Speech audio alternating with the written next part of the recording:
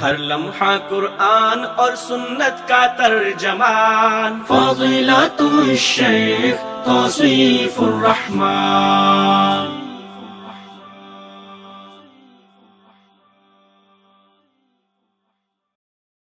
السلام علیکم ورحمۃ اللہ وبرکاتہ۔ ان الحمد للہ نحمده ونستعینه ونستغفره ونعوذ باللہ من شرور انفسنا ومن سیئات اعمالنا، من يهده الله فلا مضل له ومن يضلل فلا هادي له، اشہد ان لا الہ الا اللہ وحدہ لا شریک له واشہد ان محمدا عبدہ ورسولہ، اما بعد۔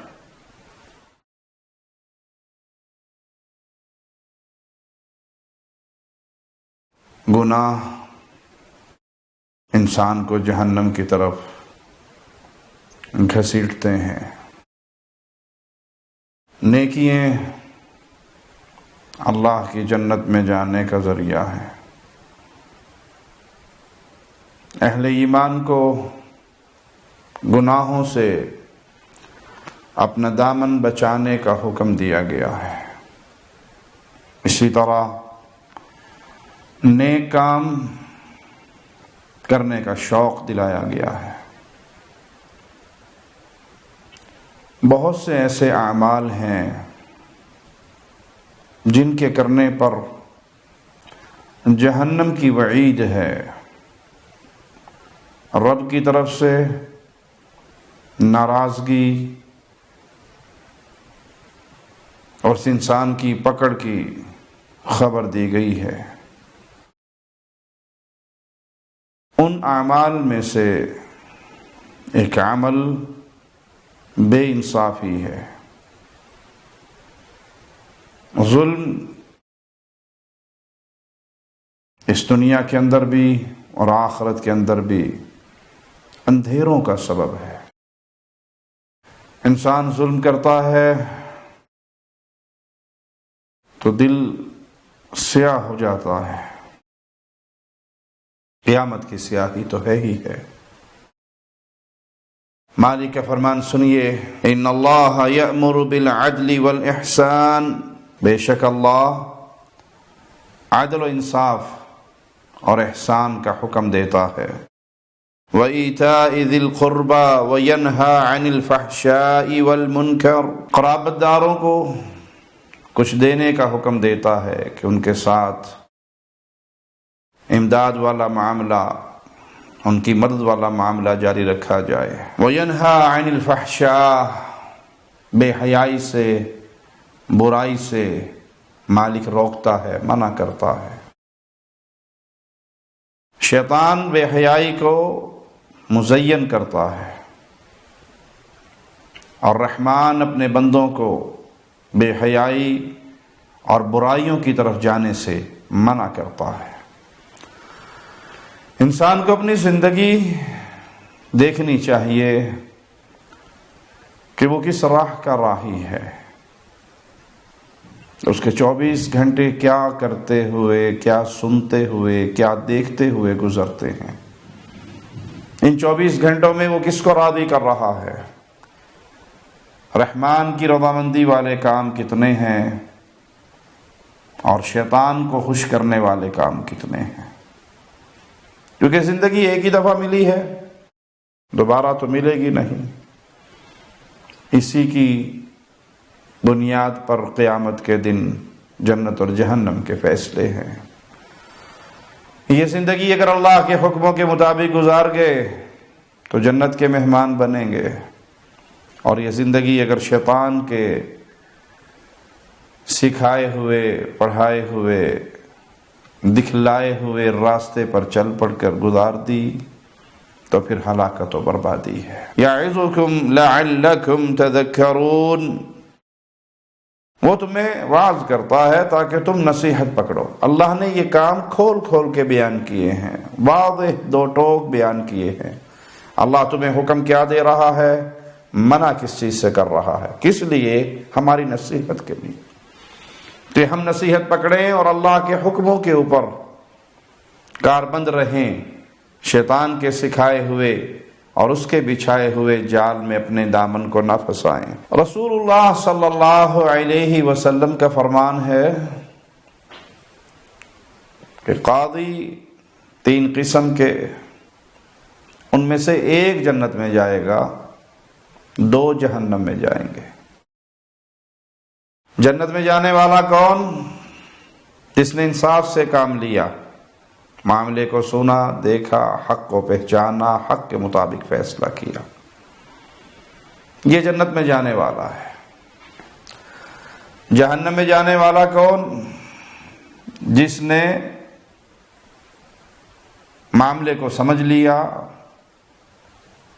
حق کو دیکھ لیا، پہچان لیا، لیکن فیصلہ کرتے ہوئے انصاف نہیں کیا، بے انصافی سے فیصلہ کیا۔ جانتا ہے کہ یہ حق اس کا نہیں بنتا، لیکن کئی لاکھ اکاؤنٹ میں آ چکے ہیں، یا اوپر سے کوئی آرڈر آ چکا ہے، یا ضمیر بیچ چکا ہے، کوئی بھی ماجرا ہو، کسی بھی مفاد کی بنیاد پر وہ فیصلہ کر دے، حق والے کا حق مار دے، یہ جہنم میں جائے گا۔ تیسرا قاضی، تیسرا جج، جو حق پہچانتا ہی نہیں ہے، معاملات کو سمجھتا ہی نہیں ہے، اور پھر بھی لوگوں کے فیصلے کرنے کے لیے بیٹھ گیا ہے، نہ حق جانتا ہے، نہ پہچانتا ہے، نہ اس میں یہ صلاحیت ہے، فیصلے کر رہا ہے۔ تو پیارے بھائی، یہ دنیا کے معاملات اور ان میں فیصلے بڑے سخت ہوا کرتے ہیں۔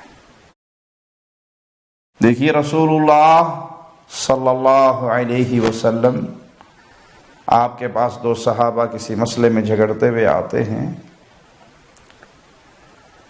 اور آپ ان دونوں سے کیا کہتے ہیں؟ کوئی جھگڑا لے کر آئے اپنا، آپ نے فرمایا ہو سکتا ہے تم میں سے کوئی ایک بندہ اپنے معاملے کو اچھے انداز میں پیش کرے، زیادہ دلائل دے کر مجھے قائل کر لے، اور میں اس کے حق میں فیصلہ کر دوں، اور وہ اپنے بھائی کا حق مار رہا ہو۔ دل تو جانتا ہے نا کہ میں سچ پہ ہوں یا جھوٹ پہ ہوں، وہ اپنے بھائی کا حق مار رہا ہو، میں نے تو ظاہری گفتگو سن کے فیصلہ کرنا ہے۔ ایک بیچارہ اپنی بات صحیح طریقے سے نہیں بتا سکا، دوسرے نے کھل کے بتا دی، دلائل دے دیے، زیادہ باتیں کر کر مجھے قائل کر لیا، اور میں نے اس کے حق میں فیصلہ دے دیا۔ وہ حق اس کا بنتا نہیں تھا، تو وہ خوش ہو کر نہ جائے کہ میں میدان مار آیا، حقیقت میں وہ جہنم کی آگ کا ٹکڑا لے کے جا رہا ہے، او کما قال علیہ الصلوۃ والسلام۔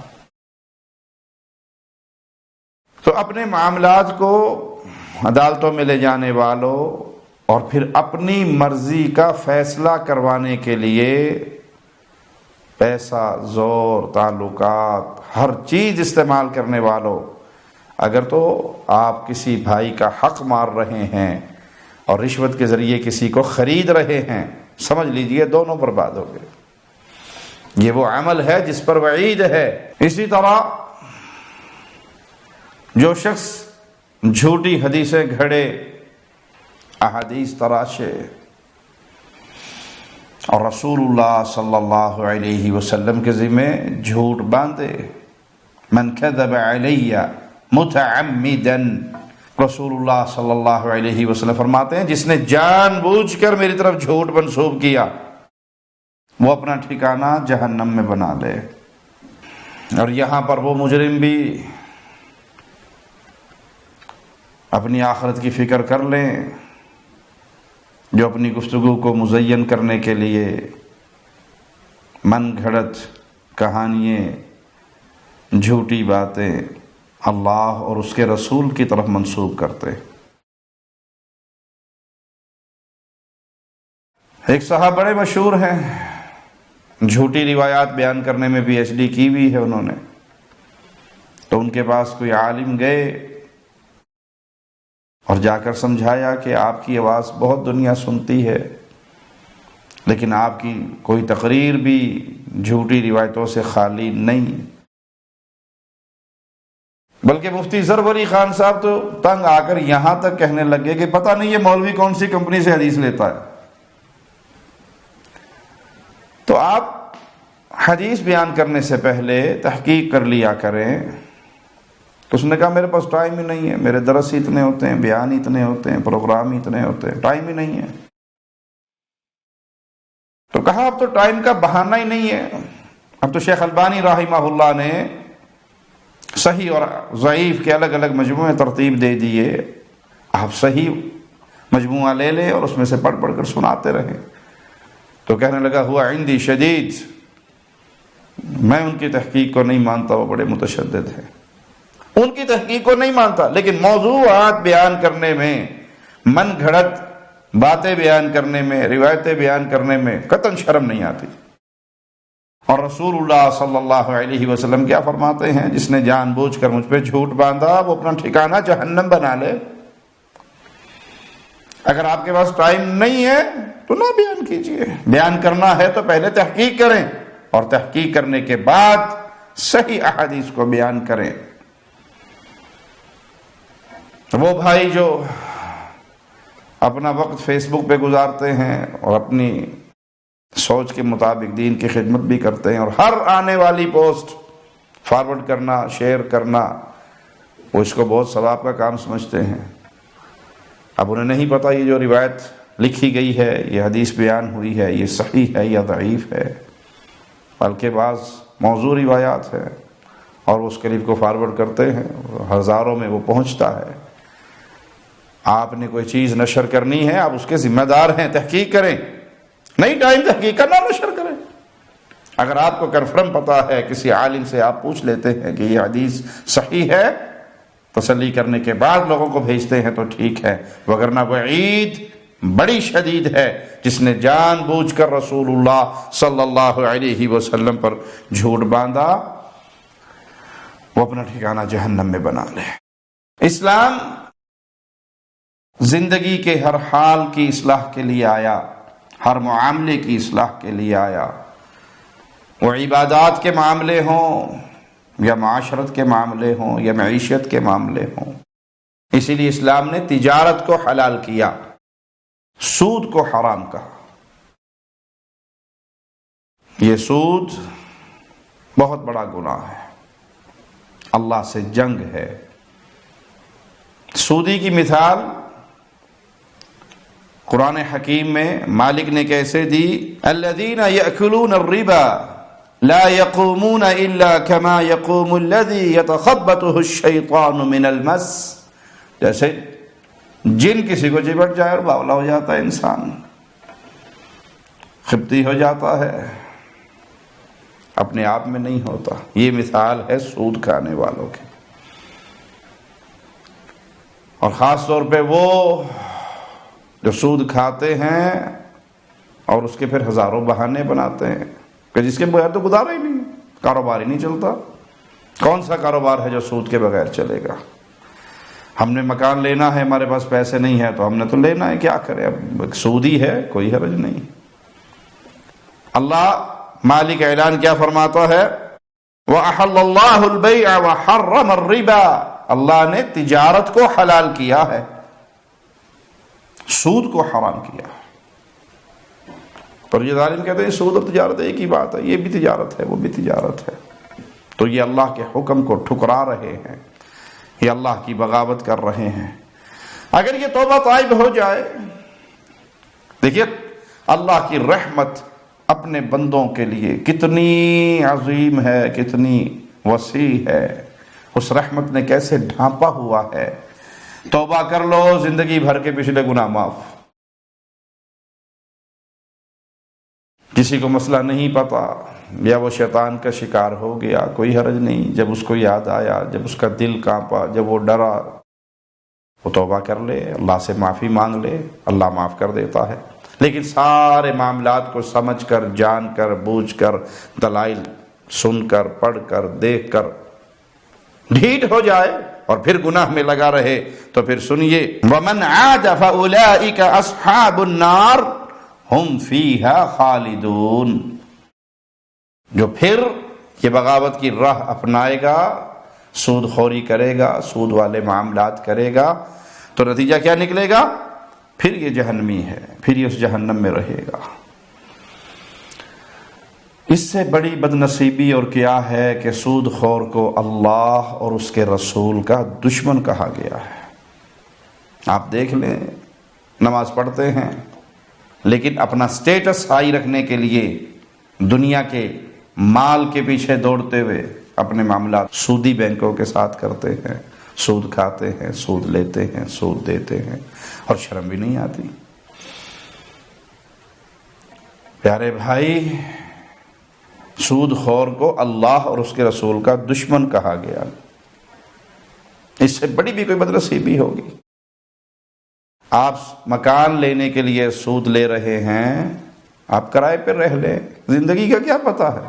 آج آپ مکان خرید لیں بینک سے، سودی معاملہ کر لیں، اور اس گھر میں ایک رات بھی آپ کو سونا نصیب نہ ہو، اور وہ رات آپ کی پہلی رات ہی قبر میں چلی جائے، کون حساب دے گا؟ آپ۔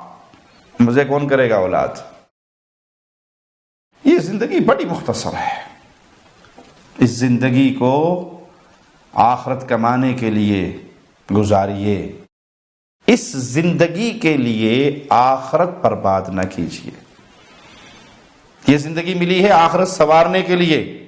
آخرت کی زندگی کیسی ہے؟ جہاں موت کا موت آ جائے گی۔ اس لمبی زندگی کو، نہ ختم ہونے والی زندگی کو خراب کر کے اگر 60 70 80 سال آپ نے اپنی نظر میں اچھے گزار بھی لیے تو بے وقوفی کا سودا نہیں، اور یہ 60 70 80 سال تنگ ہو کر گزار لیے اور وہ ہمیشہ کی زندگی سنور گئی، یہ ہے وہ کامیابی کا سودا۔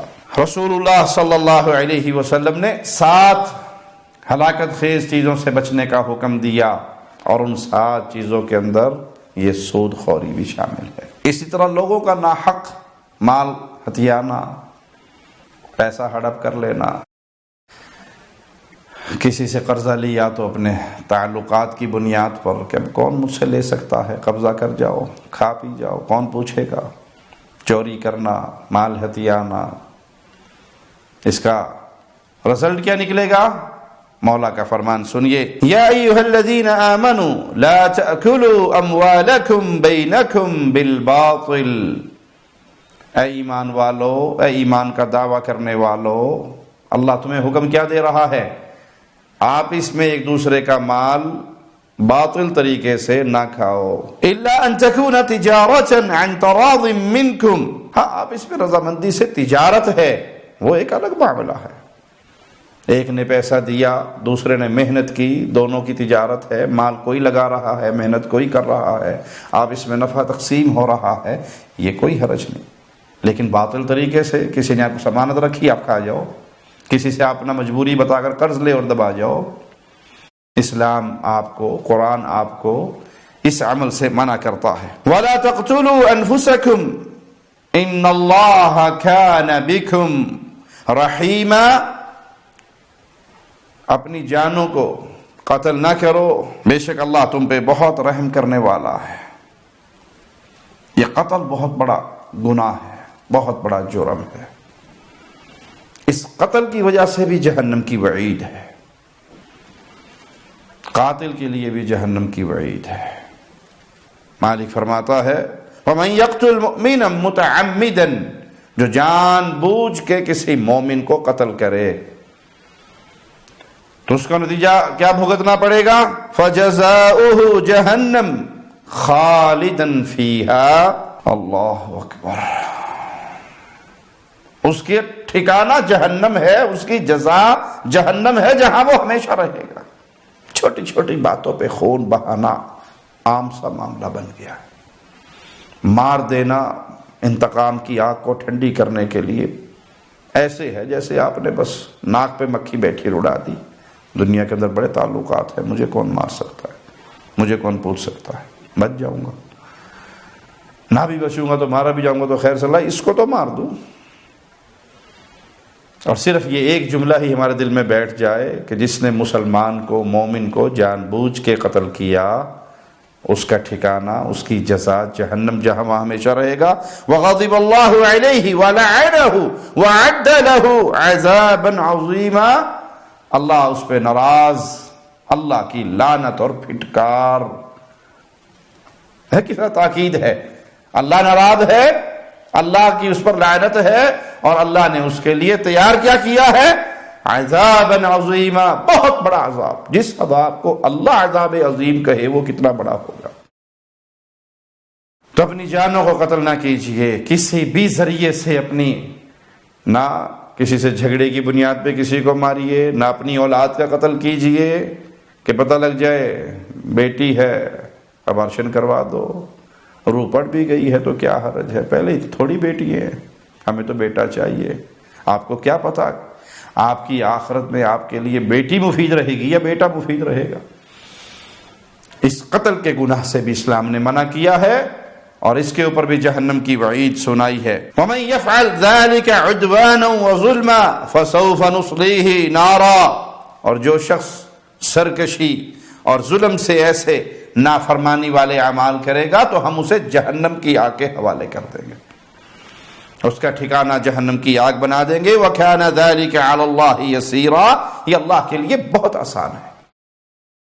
تو یہاں اسلام نے آپ کو ناحق مال کھانے سے بھی منع کیا، اپنی جانوں کو قتل کرنے سے بھی منع کیا، اور اگر کوئی ان گناہوں سے نہیں بچتا تو پھر اس پر جہنم کی شدید وعید بھی سنا دی۔ ایسے اعمال جن پہ جہنم کی وعید ہے، اس میں ایک عمل ظالموں کا ساتھ دینا۔ حکم کیا ہے؟ مظلوم کا ساتھ دیجئے، مدد کیجئے اپنے بھائی کی، ظالم ہو یا مظلوم۔ صحابہ نے کہا مظلوم کی مدد کریں، بات سمجھ آ گئی، ظالم کی کیسے کریں؟ کہا اس کا ہاتھ روکو، اس کو ظلم سے روکو، یہ ظالم کی مدد ہے کہ آپ نے اس کو ظلم کرنے سے روک دیا۔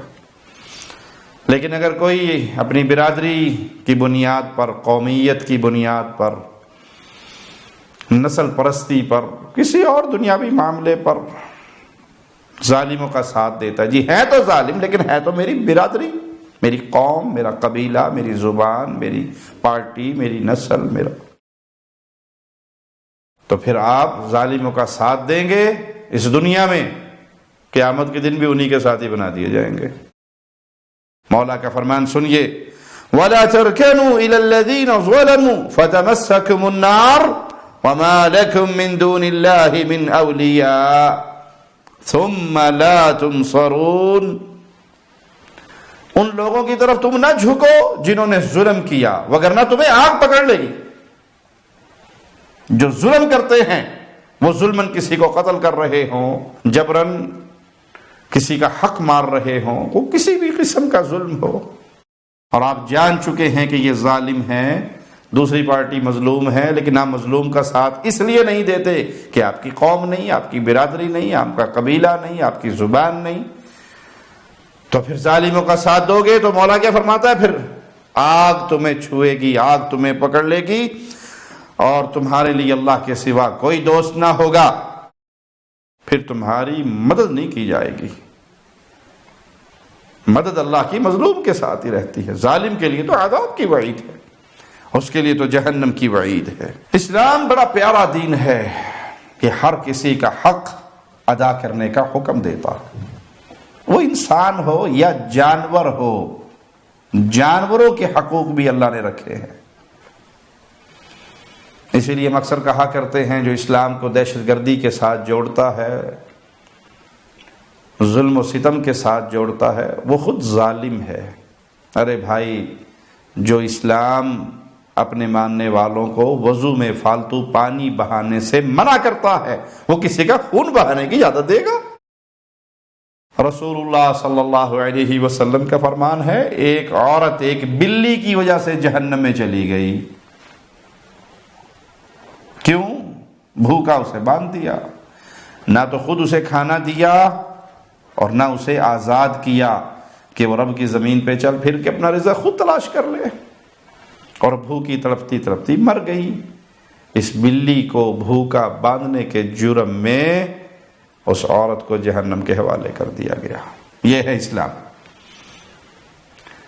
گھروں میں لوگ پرندے پالتے ہیں، جانور پالتے ہیں، کوئی حرج نہیں، لیکن ان کا حق ادا کیجیے، ان کا حق ادا کیجیے، انہیں بھوکے نہ ماریے۔ آپ نے کچھ پرندے رکھ لیے گھر کے اندر خوبصورتی کے لیے، لیکن اگر آپ ان کو کھانا پینا ٹائم پہ نہیں دیتے، ان کو بھوکا رکھتے ہیں کسی مقصد کے لیے، تو پھر یہ گناہ ہے، یہ جرم ہے۔ بھوک سے مر جانے والی بلی، اس کی مالکن کو، اس باندھنے والی کو اسے بھوکا رکھنے اور اس بھوک میں مر جانے کی وجہ سے جہنم کے حوالے کر دیا گیا۔ اگر آپ نے گھر میں جانور رکھے ہیں، ان کا حق ادا کیجئے، ان کو کھانا کھلانا، ان کے پانی کا اہتمام کرنا، ان کے معاملات کا خیال کرنا، یہ پھر آپ کی ذمہ داری ہے۔ بے پردگی، فحاشی، عریانی زمین میں فساد کا سبب ہے۔ وہ عورتیں جو بے پرد ہو کر یہ ایسا لباس پہن کر باہر نکلتی ہیں جس سے وہ غیروں کو اپنی طرف مائل کرتی ہیں، تو اس سے زمین میں زنا پھیلتا ہے، بدکاری پھیلتی ہے، بے حیائی پھیلتی ہے، اور یہی فساد ہے۔ رسول اللہ صلی اللہ علیہ وسلم کا فرمان ہے کہ جہنم کی اصناف میں سے 2 ایسی ہیں جن کو میں نے ابھی تک نہیں دیکھا، اور ان میں سے ایک وہ جو لباس پہننے کے باوجود ننگی ہوں گی، یعنی وہ لباس ایسا پہنیں گی جو لباس پہننے کا مقصد پورا نہیں کرتا بلکہ جسم کو اور مزید نمایاں کرتا ہے۔ لباس کا مقصد ہے کہ آپ کا جسم چھپ جائے، حجاب کا مقصد ہے کہ آپ کا جسم چھپ جائے۔ ڈھیلا ڈھالا لباس یہ عورت پہنے اور باہر نکلے تو حجاب و نقاب کے ساتھ، اور وہ بھی ایسا ہو کہ لوگوں کو دعوت نہ دے کہ مجھے دیکھو، بلکہ وہ جسم کو چھپانے والا۔ اور اللہ معاف فرمائے، آج جو لباس اکثریت پہنتی ہیں وہ جسم کے ساتھ بالکل چپکا ہوا اور انتہائی ٹائٹ، انتہائی فٹنگ پہ، جس سے جسم کا ایک ایک حصہ نمایاں ہوتا ہے۔ ٹائٹ پجامے ہیں، چھوٹی قمیضیں ہیں، اور وہ بھی اتنی تنگ کہ وہ عورت اپنے جسم کو نمایاں کر رہی ہے اس لباس میں۔ یہ لباس پہننے کے باوجود برہنہ ہے، ننگی ہیں۔ ان کے بارے میں رسول اللہ صلی اللہ علیہ وسلم نے مثال کیا دی کہ جب یہ چلتی ہیں، اپنے سروں کو ہلاتی ہیں تو گویا بختی اونٹوں کی طرح۔ اس اونٹ کی گردن لمبی ہوتی ہے اور کوہانے 2 ہوتی ہیں۔ تو یہ بے لباس عورتیں یہ جہنم کا ایندھن ہیں، یہ لباس پہن کر برہنہ عورتیں یہ جہنم کا ایندھن ہیں۔ یہ شفاف کپڑے جس سے جسم کا پورا نظارہ ہوتا ہے، پورا جسم نظر آتا ہے، مقصد تو جسم کو چھپانا تھا، عیاں کرنا تو نہیں تھا۔ اور دوسرا وہ ظالم گروہ جن کے ہاتھوں میں کوڑے ہیں، جیسے گائے کی دمیں ہوتی ہیں، اور وہ لوگوں کو ظلماً مارتے پھرتے ہیں، بے وجہ مارتے ہیں۔ یہ ظالم ٹولہ اور یہ لباس پہنی ہوئی برہنہ، یہ 2 ایسی جہنم کی ایندھن بننے والی ہیں جن کے بارے میں اللہ کے نبی صلی اللہ علیہ وسلم نے فرمایا، اہل جہنم کی 2 اصناف ایسی ہے جنہیں میں نے بھی نہیں دیکھا۔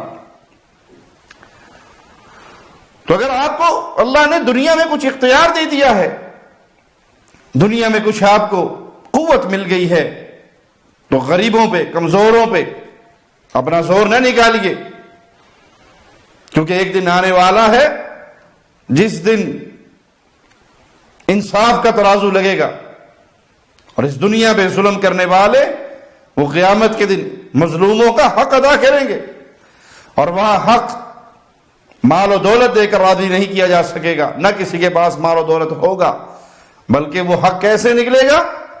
نیکییں ظالم مظلوموں کو دے گا، اور اگر نیکیوں سے خالی ہوا تو مظلوموں کا گناہ اپنے سر پہ لاد لے گا۔ تو اس طرح برہنہ ہونا یا لوگوں پر ظلم و زیادتی کرنا، اس پر بھی وعید ہے کہ یہ جہنم کا ایندھن ہے۔ اسی طرح خودکشی کرنا بہت بڑا گناہ ہے۔ جو انسان اپنی جان کو ختم کر لیتا ہے، وہ کسی وجہ سے کرے، کسی بنیاد پہ کرے، اپنے آپ کو خود مار لینے والا، یہ جان آپ کی ہے ہی نہیں، یہ تو امانت ہے اللہ کی، اللہ نے اس کا وقت مقرر کیا ہے، اور کوئی دنیا کی کسی ٹینشن کو، کسی پریشانی کو اپنے پر سوار کرے اور اپنا خاتمہ کر لے، تو یہ بھی وہ عمل ہے جس پر جہنم کی وعید ہے۔ رسول اللہ صلی اللہ علیہ وسلم نے فرمایا، جو پہاڑ سے کود کر اپنی جان لے لے، پہاڑ پہ چڑھا، چھلانگ لگائی، نیچے گرا اور مر گیا، تو وہ جہنم میں بھی اسی طرح پہاڑ پہ چڑھتا رہے گا اور ہمیشہ اسی طرح گر کے اپنے آپ کو عذاب میں مبتلا رکھے گا۔ جس نے زہر پی کر خودکشی کی، جہنم کے اندر وہ بھی زہر پیتا رہے گا۔ یعنی جس طریقے سے اپنی زندگی کا خاتمہ کرو گے، اسی طریقے کا عذاب آپ کو جہنم کے اندر ملتا رہے گا۔ کسی نے اپنے آپ کو تیز دھار آلے کے ساتھ ذبح کر لیا، قتل کر لیا، تو جہنم کے اندر وہ اسی طرح اس عذاب کا مزہ چکھتا رہے گا۔ تو خودکشی کرنا وہ عمل ہے جس پر جہنم کی وعید ہے۔ مسلمان، تقدیر پہ ایمان لانے والا، ہر حال میں اللہ پر راضی ہو جانے والا، وہ کبھی خودکشی کی طرف سوچتا بھی نہیں ہے۔ اس لیے اگر آپ دیکھیں گے دیندار اور بے دین طبقے کو، تو یہ خودکشی بے دین طبقے کے اندر آپ کو نظر آئے گی۔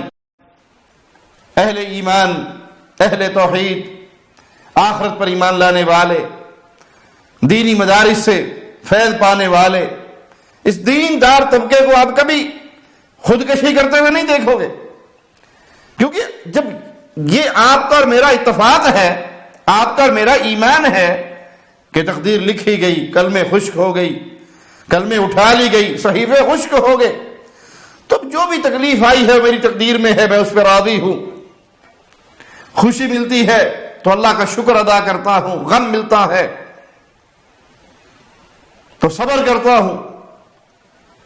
لا حول ولا قوت الا باللہ، یہ عظیم ذکر ہے جس سے انسان کی ٹینشن ختم ہو جاتی ہے۔ پچھلے دنوں آپ نے اخبارات میں یہ خبر پڑھی، ماہر نفسیات، بہت بڑے ڈاکٹر، اور ان کی بیٹی بھی بہت بڑی ڈاکٹر، وہ بھی ماہر نفسیات، اپنی بیٹی کو گولی ماری اور خود اپنے آپ کو گولی مار لی، خودکشی کر لی۔ یہ کیا لوگوں کی نفسیات کا علاج کریں گے جن کی اپنی نفسیات کا یہ حال ہے؟ اور یہ حال کب ہوتا ہے؟ جب دین سے دور ہو، جب آخرت سے دور ہو، جب اللہ سے دور ہو، جب ایمان کمزور ہوتا ہوتا بودا ہو جائے، پھر انسان یہ سمجھتا ہے کہ مر جاؤں گا، جان چھوٹے گی۔ وہ بھول جاتا ہے کہ رسول اللہ صلی اللہ علیہ وسلم نے موت کی تمنا کرنے سے بھی منع کیا، لا تتمنوا الموت، موت کی تمنا نہ کرو، موت کا سوال نہ کرو۔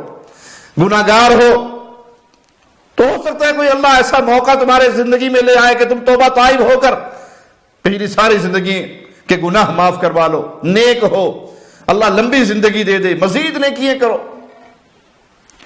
تو آخرت پہ ایمان رکھیے۔ یہ لا حول ولا قوت الا باللہ، اس کو پڑھیے، اس سے انسان کو سکون ملتا ہے، ہم اور غم ختم ہوتے ہیں، ٹینشن ختم ہوتی ہے۔ جو ٹینشن کے مریض گولیاں کھاتے ہیں، وہ ان گولیوں کو چھوڑ کر اس کی تسبیح کر کے دیکھیں۔ آپ کو پریشانی ہے، غم ہے، رات کو نیند نہیں آ رہی، چھوڑ دیجئے، باوضو ہو جائیے، قبلہ رخ ہو کے بیٹھ جائیے اور اللہ کے ذکر میں مصروف ہو جائیے۔ دیکھیے کہ آپ کا جسم کیسے ہلکا ہو جائے گا، سارے غم اور دکھ اور درد دور ہو جائیں گے جب آپ اللہ کے ذکر میں مشغول ہوں گے۔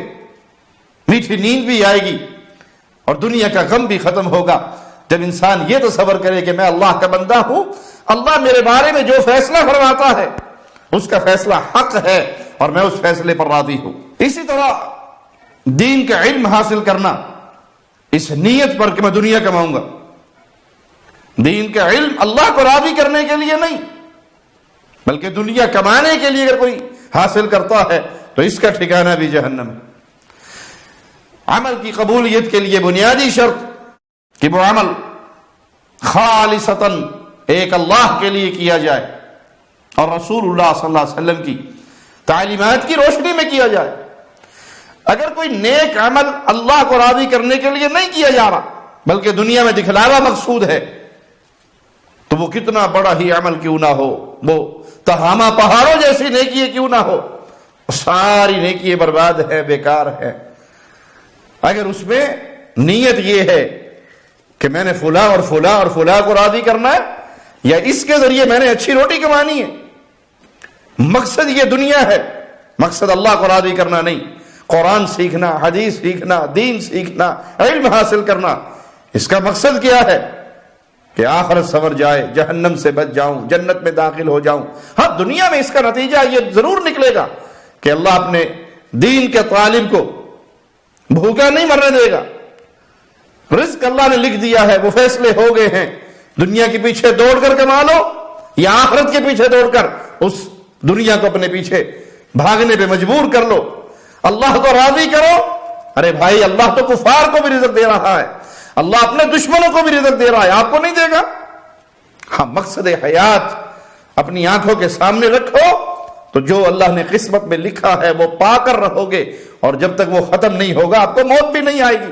رسول اللہ صلی اللہ علیہ وسلم کا فرمان ہے کہ جس نے متاع دنیا کے لیے شرعی علم حاصل کیا، دین کا علم حاصل کیا، وہ روز قیامت جنت کی خوشبو بھی نہیں پائے گا. اس نے قرآن کو بڑے پیارے انداز میں پڑھنا سیکھا اس لیے کہ دنیا کماؤں گا، اچھی تلاوت کروں گا، اچھے پیسے ملیں گے، دنیا کے اندر شہرت ہوگی، واہ واہ ہوگی. تو یہ اللہ راضی کرنے کے لیے نہیں کر رہا. حالانکہ قرآن تو اللہ کو راضی کرنے کے لیے سیکھنا ہے، دین تو اللہ کو راضی کرنے کے لیے سیکھنا ہے، اپنی آخرت سنوارنے کے لیے سیکھنا ہے. اسی طرح سونے اور چاندی کے برتن، ان برتنوں میں کھانا اہل ایمان کے لیے، اہل اسلام کے لیے درست نہیں ہے. رسول اللہ صلی اللہ علیہ وسلم نے فرمایا جو آدمی سونے اور چاندی کے برتنوں میں کھاتا پیتا ہے وہ اپنے پیٹ میں نارے جہنم بھرتا ہے، جہنم کی آگ اس کے پیٹ میں جا رہی ہے. یہ تکبر کی نشانی ہے. اور اہل ایمان کو عاجزی، انکساری کا درس دیا گیا ہے اور ان برتنوں میں کھانے سے منع کیا گیا ہے. ہاں جنت کے اندر اہل ایمان کے یہی برتن ہوں گے، سونے اور چاندی کے برتن ہوں گے، ریشم کا لباس ہوگا. تو شریعت جس چیز سے منع کر دے اس سے منع ہو جائیے. خاص طور پہ جس معاملے پر وعید ہو جہنم کی تو وہاں معاملہ بہت خطرناک ہے، اس کو معمولی نہ جانیے، بلکہ جس چیز سے رسول اللہ صلی اللہ علیہ وسلم نے منع کر دیا اس سے منع ہو جائیے. ایک اور بہت بڑی بیماری جس پہ بڑی شدید وعید ہے اور وہ تکبر کی بیماری ہے. تکبر کسے کہتے ہیں؟ لوگوں کو حقیر جاننا اور حق کو ٹھکرا دینا. آپ کے سٹیٹس کے مطابق کوئی آپ کے پاس آئے تو آپ بڑی فراخ دلی سے ملیں گے کہ میں بھی زمیندار ہوں، مربع دار ہوں، تو یہ بھی زمیندار ہے، تو جوڑ تو ہوا نا کچھ. اب یہ کیا بات ہے کہ میں مربع دار، میں زمیندار، میں اتنا مالدار، اور ایک غریب سے آدمی کو اپنے ساتھ والی کرسی پہ بٹھا لوں، اپنے برابر بٹھا کر اس سے بات کروں. تو اس کی تو اتنی اوقات نہیں ہے کہ میرے سامنے بیٹھ سکے، میرے ساتھ بیٹھ سکے. لوگوں کو حقیر جاننا یہ گھمنڈ ہے، تکبر ہے. حق جان کر اسے ٹھکرا دینا، حق کو قبول نہ کرنا، یہ تکبر ہے. رسول اللہ صلی اللہ علیہ وسلم نے حدیث قدسی بیان فرمائی کہ مالک فرماتا ہے یہ کبریائی میری چادر ہے. یہ بڑائی، یہ تکبر، یہ کبریائی اللہ کی چادر ہے.